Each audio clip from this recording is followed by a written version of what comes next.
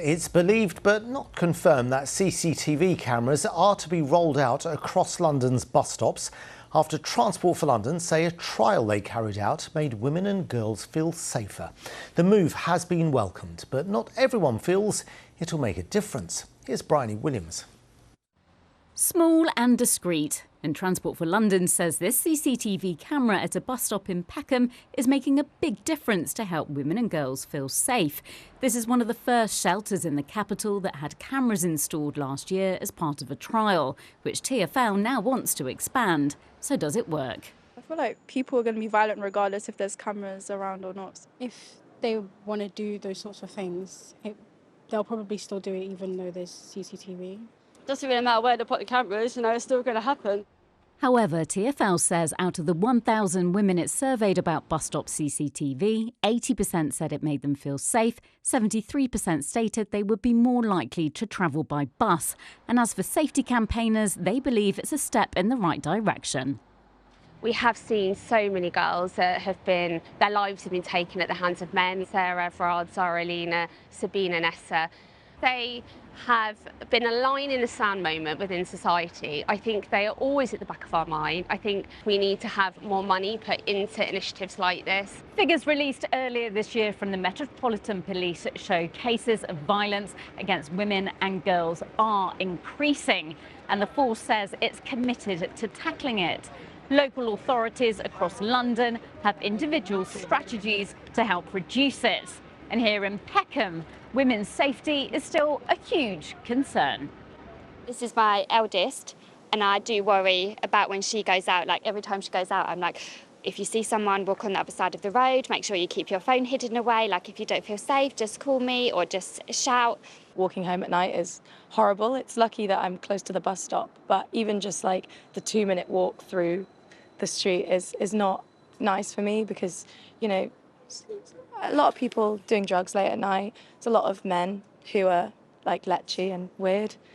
TfL is analysing data from its trial at 20 bus stops and working with the Met Police to pinpoint the best locations for the CCTV rollout plan.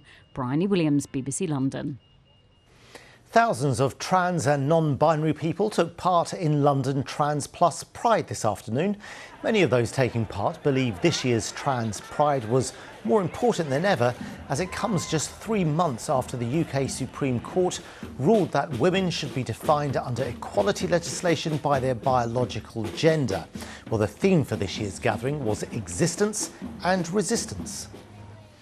Police have issued a fresh appeal for information a year on from the fatal stabbing of 20-year-old Imran Maroof in Plashet Park in Newham.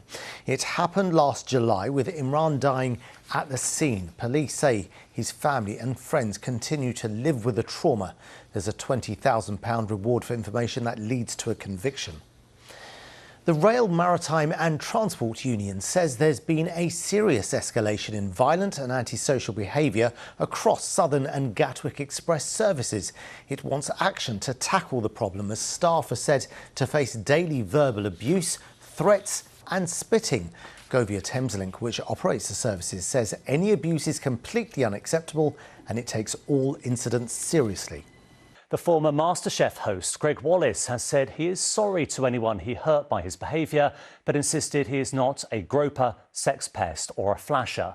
It follows a report which upheld 45 allegations of inappropriate conduct. The TV star from Peckham apologised in an interview with The Sun, saying he never set out to harm or humiliate. The BBC says it will still air the TV series next month, but insists that does not diminish its view of the seriousness of the findings. Doctors' strikes are continuing across the capital as they walk out for a second day over pay. Thousands of resident doctors in England began a 5-day strike yesterday after failed negotiations with the government. NHS England has apologised for the impact the strikes will have on services. They're advising anyone that needs help to contact emergency services as usual. We're confident that we can keep emergency services safe.